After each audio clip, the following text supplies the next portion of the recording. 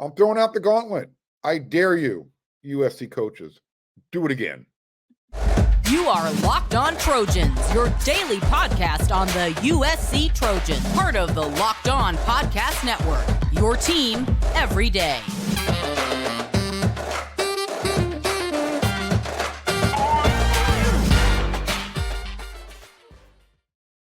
Fight on, everyone. I'm your host, Mark Culkin, and thank you for making Locked On USC part of the Locked On Network, your first listen every day. Whether you're watching this show on YouTube or wherever you want to download your podcast, always remember this show is free and never forget how much I appreciate your support. This episode is brought to you by Nissan. Are you the kind of driver that likes to push things a little further? Ever wonder what adventure could be around the next corner? Take the Nissan Rogue, Nissan Pathfinder, or the Nissan Armada and go find your next big adventure. Check them all out today at nissanusa.com. All right, we're going to talk recruiting this entire episode. So get a beverage, kick back, enjoy, and let's get into this. First question, is it still cool to say that someone went ham on someone? Look, I don't care. I still say certain things are bitching all the time. Last weekend, USC's coaching staff went ham all over the state of Georgia. They took what they wanted, kind of like, I don't know, remember the movie Friday? Like Debo snatching that chain? That was USC's coaching staff. I dare USC's coaching staff to pull another type of recruiting weekend, another recruiting haul like they just had. Meet the challenge. Just to remind my everydayers and let the new viewers and listeners know what happened over the past weekend. Entering the Crawfish Boil Weekend Recruiting Event Extravaganza, USC had one commit in their class of 2025. Julian Juju Lewis, the top quarterback from the state of Georgia. That one commit was good enough to keep USC's class of one in the nation's top 20. They're checking in at number 18 with one recruit. Juju's that good. 24 hours later, roughly, USC had, the number 3 rated class in the nation, meaning they trailed LSU, number 2, and Ohio State, number 1. Both of those programs have more commitments in their class. So, Kirby Smart, he's still trying to figure out how he lost his defensive tackle, Justice Terry, his centerpiece of the class, as well as defensive end Isaiah Gibson from his own backyard. Down the road in Jacksonville, Florida, Hilton Stubbs, one of the top safety prospects in the nation. He chose USC, who's a few thousand miles away, instead of, Gainesville, Florida, which is about a 70-mile drive. USC also picked up a big defensive end from the state of Texas, Gus Cordova. That guy's got a list of 60 offers. No one's backed off. And then for good measure, USC said, you know what? Let's add one more cornerback to our class of 2026. One of BMW's kids, Mike Williams, former wide receiver at USC. Cornerback Dominic Kelly is joining Brandon Lockhart. So that's what USC did in one weekend. And USC doesn't have to pick on Georgia all the time. Texas has felt the hand of USC, take some of their recruits. Same with Florida. So who should be the next 3 must-have commits on the offensive side of the ball? Dealer's choice. They can come from wherever. Pick the state, pick the high school. Doesn't matter. I don't care. Your choice. I'm going to give you 3 plus 1 on the opposite side of the ball. I'm going to start at wide receiver, Andrew Marsh. He's got an official visit already set for USC. One of those June weekend bashes. He chose June 7th. Pardon me. This is what Andrew Marsh recently told WeAreSC.com. They're showing me that they really want me, and they're willing to put in the effort to get me there. They always have good quarterbacks coming in, for sure. So that's a really great thing to have in their pocket. He also talked about what his role would be in USC's offense. I've been told I would kind of be used more like a Jordan Addison type of receiver, kind of inside, outside, just giving me more freedom and letting me play. He's literally the type of wide receiver who can end up being a number one go-to guy, and it wouldn't take him long to establish himself as a number one. He's that talented. He's already taken what 3, 4, maybe 5 official visits to USC, and as I mentioned, he's already locked in for the June 7th weekend bash. That's one of I don't know if you one of two. I know USC is going to do at least 2 of those. How about running back Carson Cox? Yeah, we need to make sure we are getting some of the best from the state of California. Oak Hills High School. He's already made a couple of unofficial visits to USC as well. He was at the crawfish boil weekend, and before that, Coach Riley has made it. He wanted to make sure that Carson understands he is a priority. When Coach Riley was making in-home visits, he had the plane stop off in the high desert so he can pop on in at Carson's high school, make sure he felt the love. Now, with Carson Cox, he's still finishing up some trips, Kansas, Oklahoma State, to name a couple. I think he wants to commit soon, though. I really do. I mentioned he was at that crawfish boil. Here's the thing. He was tight with USC's former running back coach, Kyle McDonald. So right now, he's just trying to build that bond with running back coach Anthony Jones Jr.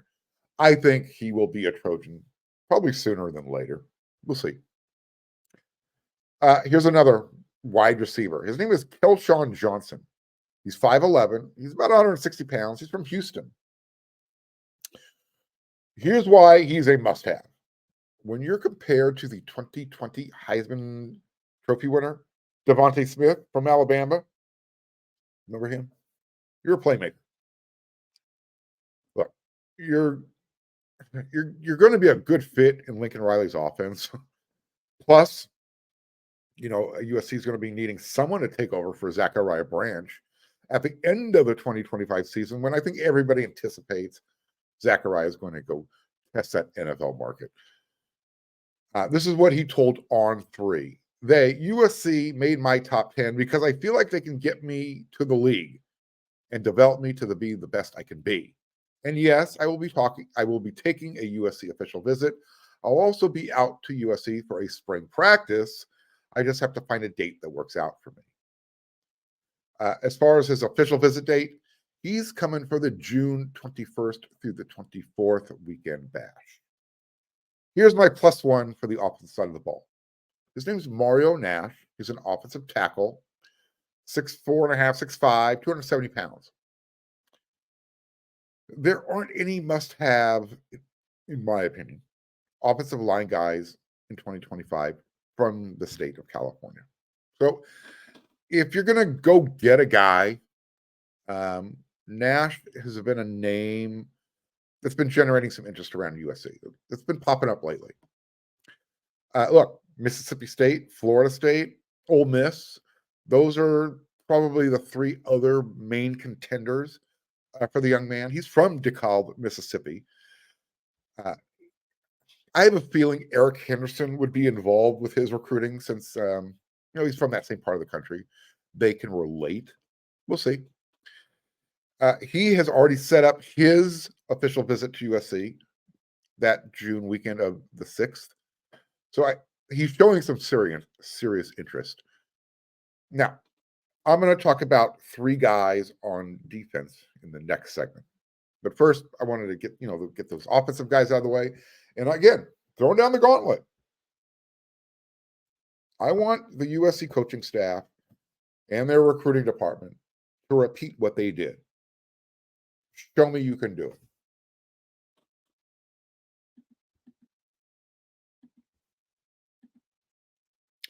This week's March Madness Bracket Highlight is brought to you by our friends at Nissan. Each week, we're picking a team that stands out, a team that's pushed it further than the rest, just like any of the all-new 2024 Nissan SUVs. These guys are able to take it to the next level. The Iowa State Cyclones can only be described as a pathfinder. They've been thrilling to watch and have really created a lane for themselves entering the tournament as one of the hottest teams in the country. They now have a date with Illinois this Thursday in the Sweet 16. Take the Nissan Rogue, the Nissan Pathfinder, or Nissan Armada and go find your next big adventure. Shop NissanUSA.com. Is your bracket busted already? Yeah, well, tired of the same old daily fantasy grind where you make a roster, cross your fingers, and then you hope for the best? Or losing on the last leg of your pick'em entry? That sucks. Introducing Better Together, the first cooperative daily fantasy platform where teamwork triumphs talent and you can play with your friends, not against them. Pick more or less on real-time player stats, strategize with your partner to boost your odds, and climb the leaderboard together. So grab a friend and join the social DFS movement. Download Better Together now from the App Store and sign up using promo code Locked On for a free $5 entry into any NCAA basketball contest. Remember the code Locked On because winning alone is fun, but it's better together.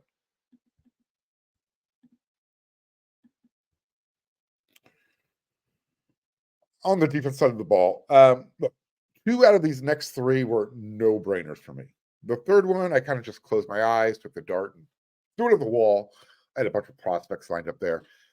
And wherever it landed, I was still going to be okay.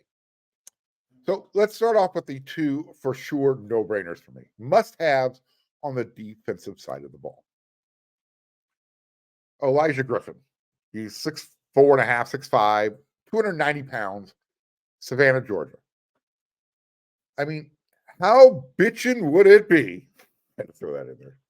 If USC's defensive line in a few years, if they all came from the state of Georgia. He is a consensus 5-star plus. Again, from the state of, you guessed it, Georgia. We already know about Justice Terry and Isaiah Gibson. But among the top USC targets who were also at USC's March 23rd, Crawfish Boil extravaganza, you had 5-star defensive lineman Elijah Griffin. There was actually some smoke, a lot of it, that Eric Henderson had Griffin ready to make the move, to commit right there on the spot. People were like, all right, well, we got Terry, we got Gibson. When's the next domino falling? Eric Henderson, Aaron Donald was there. A lot of love was shown to the number 1 ranked defensive player from the state of Georgia, the number 4 defensive player overall in the country. Here's one NFL comparison for Elijah Griffin. And again, this is why he's a must-have. It's why Georgia will do anything and everything in their power to make sure USC doesn't get him. Elijah Griffin's combination of length, play strength, understanding of leverage, and high level of production at the high school level reminds us of Derek Brown. Griffin is a measurably better athlete than Brown at the same stage. Who's Derek Brown? Okay, well, he was the number 7 overall draft pick by the Carolina Panthers in the 2020 draft. 6'5", 330 pounds by the time he left college. That's what they're projecting for this type of guy. You think USC can use someone like that? Yeah. He's actually scheduled to come back to USC for an official visit that weekend of June 21st through the 23rd. That's the other big June bash. Again, that's going to be massive. Here's some other guys that are going to be there that weekend. Justice Terry coming back for his official visit. Jared Smith, Justin Hill, Isaiah Gibson, Riley Pettyjohn, Jonte Gilbert, Trajan Odom, Phillip Bell, Brandon Brown, Kelson Johnson, and Gus Cordova. You heard a lot of defensive linemen in there, didn't you? You heard the name Jared Smith, didn't you? Well, speaking of Jared Smith, he's an edge, defensive end, 6'6", 235, 240 pounds from Thompson High School, Hoover, Alabama. It's not the state of Georgia, but Alabama has got some dudes as well. And I'm not sure how much of a chance USC has with this young man, but Georgia wants him really, really bad. which means USC should too. He just took a visit recently to Auburn. So all the usual SEC subjects are after him for his services. He's going to be a good one. His highlight tape really just jumps at you when you're watching it. He plays with his hand in the dirt. He's not just a stand-up edge player. He can put his hand in the dirt, and he is explosive off the ball. I mean, yeah, he gets after it. He's a bigger version of Cameron Fountain. And I know USC fans are drooling over the possibility of and the potential of Cameron Fountain. As you heard me just a few minutes ago, he's going to be at the June 21st weekend bash. And I believe he took his unofficial visit to USC back in February. Those of you who know better, correct me if I'm wrong. So, after I took the blindfold off and I looked at the wall, here was my third must-have for the class of 2025. There's a lot of guys, but well, how about the name Noah McHale, 6'2", 210 pounds, linebacker, Laverne, California. Some others who want him: Alabama, Washington, Oregon. USC's former linebacker coach Brian Odom is the first guy to offer him. And I'll be honest, he's been at USC too many times to count. I've lost count. But more times than fingers on both hands by my last count. USC also anticipates Noah to be back on campus this spring. He's that's all he's doing during the spring. He's checking out schools. He's one of those guys who is just solely focused on his future. He's not about, partying it up. He was scheduled to take a visit, and I think he already took these visits, to Alabama back on March 8th. I know he just got done doing an unofficial to Oregon back March 15th, 16th. Texas A&M this past weekend.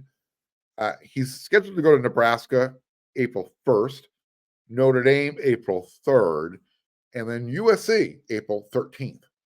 Maybe they can get him back out there for the spring game on the 20th as well. And just to kind of tell you how he's just uber focused, he didn't pick the June 7th bash or the June 21st bash. He set up his official visit for June 14th. I'm not saying they're not going to have a lot of fun. I'm just saying it's going to be it'll be geared a little differently than the big ones. And who knows? That doesn't mean he won't show up unofficially to those events. Noah McHale, Madden, Faramo are the Trojans, I would say, probably their top true linebacker targets, especially from the state of California. Like I said, I literally flipped a coin, and this time it was Noah's name that came up. Nothing against Madden. Both of these guys, both of them are must-haves in the class for USC. I'm not sure if USC will have more California recruits or out-of-state recruits in the class of 2025. But again, you cannot allow two of the best from the state, especially at linebacker. And that's been an area that USC has really got to get their foot back in the door in the high schools to get that defensive pipeline going. Especially, look, you've taken away any doubt that was out there. You improved your coaching staff on the defensive side of the ball. You're seeing kids all of a sudden who didn't show interest before or showing interest. And it's not just the coaching staff. USC is also spreading their NIL strategy, their package. They're spreading the word much better. I'm going to talk about that in the next segment.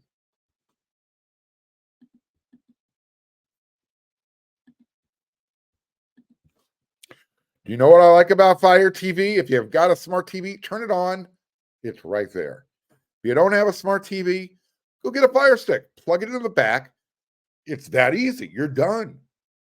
Fire TV is your destination for sports, from live games to highlights to in-depth analysis. Whether it's opening weekend for baseball, it's coming up, or the college basketball tournament, you're going to want to have a Fire TV. And did you know that Fire TV recently created Fire TV channels to deliver a constant supply of the latest videos from your favorite sports brands, all for free. That includes all of us at Locked On and most of the big pro leagues and college conferences as well. Check out Fire TV channels on Fire TV and Alexa. If you haven't checked out Fire TV channels, you should. Trust me on this. To learn more, visit www.amazon.com/Locked On Fire TV.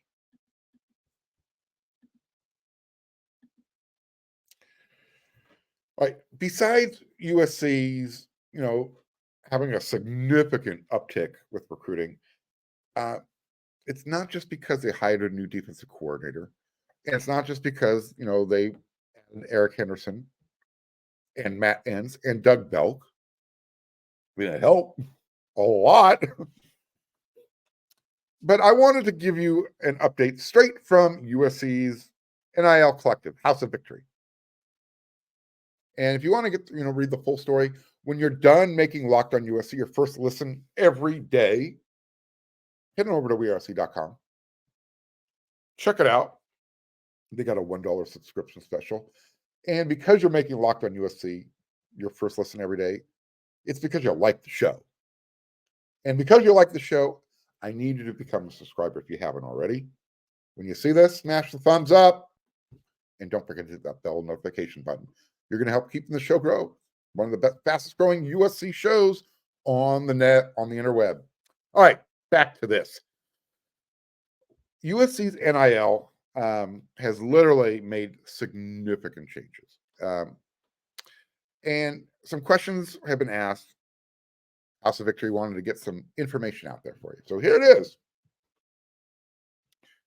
Believe it or not, it was Tennessee that helped USC's powers that be kind of open their eyes.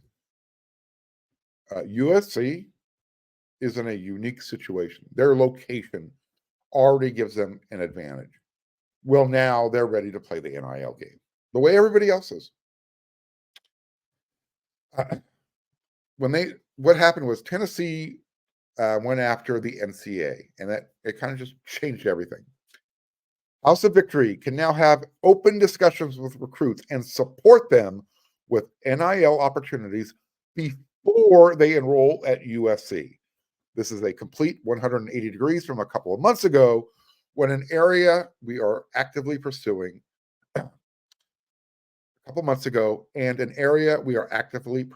to be best support football's recruiting efforts. We've added a fund category for anyone to donate directly to football recruiting. At the link here, you can go to givebutter.com/fight on. And that way you can, just, if you want your money to go to football, head on over to House of Victory, click that link, whatever you want to donate, guess what? It goes directly into the football collective program. I guess that's the best way to describe it. But look, this is not about handing out money to high school football players. What House of Victory is trying to let high school recruits know is that what their chances are. And that's a big difference. And I want to make sure that for the learning impaired, the ones who want to hear what they want to hear, there's a difference. You need to understand the difference. Does that mean that certain recruits won't see and I'm using finger quotes, cash bonus after they're enrolled? Let's not be naive, okay? There are players that USC is recruiting that want to play for Eric Henderson, wink, wink, and hang out with Aaron Donald. That they're going to see Bear Alexander type of perks when they enroll at USC out of high school. Look, and here's Lincoln Riley was quoted as saying this: "This place, USC, is second to no one. What we have to offer kids is different than anywhere else. And a lot of it is things that money can't buy." So what is Coach Riley talking about? He's talking about the networking opportunities, the first-class facilities, the chance to compete at the highest levels in the classroom and on the field. I'm not sure people understand how far USC had slid overall, not just the football program, the athletic department. And it's they've been slowly building that foundation back up. It started with Mike Bone and Brandon Sosna. After Mike Bone and Brandon Sosna, they brought in General Jen Cohen. Jen Cohen has really taken the NIL and she's made it her baby. She is doing what's necessary to help get that thing going as quickly as possible. That needs to be emphasized. So again, I want to make sure people understand how far USC had slid. It was at the administration level. We can talk about the coaching staff at USC. We know how that affected recruiting and how far that had slid. The facilities were taking longer than it should to get going. And then all of a sudden, NIL, came into play. And USC has just been playing catch up ever since. Now the recruits, they can actually see the vision that the staff has actually been talking about, trying to say, hey, look, stick with us, come to USC, and this is what is going to happen. Well, what they've been selling is now happening.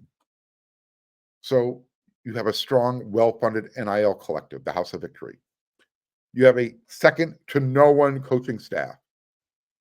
You have recruiting weekends that are legendary. That means you're going to see the power of USC again. And when the power of USC has their attitude on, when they're going ham, when they're playing the role of Devo, snatching bracelets, necklaces, jumping on the bike and riding away like it's no big deal. Yeah. When they go Liam Neeson and use that unique skill set, watch out. USC has their act together right now. I think they're trending in the right direction. They still have a lot to prove, but you can't deny the momentum they have right now. And again, I'm going to throw that gauntlet out there. Lincoln Riley, Antonlynn, Josh Henson, Eric Anderson, Matt Entz, Doug Belk, every single coach on that staff, prove it. Do it again. Just like you tell the players at practice, run it again. You get it right. Practice makes perfect. All right, coaching staff. Let's not talk the talk. Let's walk the walk. I'm going to be back with another episode of Locked on USC, part of the Locked on Network, tomorrow. Your first listen every day. Until then, everyone, you know what to do.